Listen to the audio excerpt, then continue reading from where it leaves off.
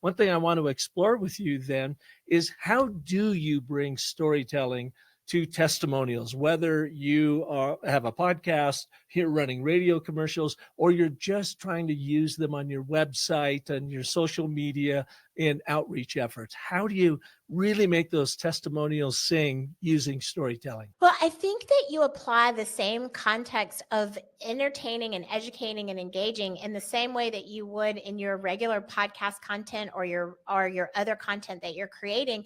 You carry that over into really inspiring people to engage with your testimonials. So there are a couple of different ways that you can approach that. One is in a similar format of what we're doing right now. Is you're having a conversation with me, you're learning more about me and my business. The best way for me to do that and share that with you is to share a story. Like, how did a divorce mediator become a TEDx speaker? Well, a divorce mediator became a TEDx speaker because she started a podcast called the Amicable Divorce Expert, where she was really helping coach people and help them get through heart healthy divorces.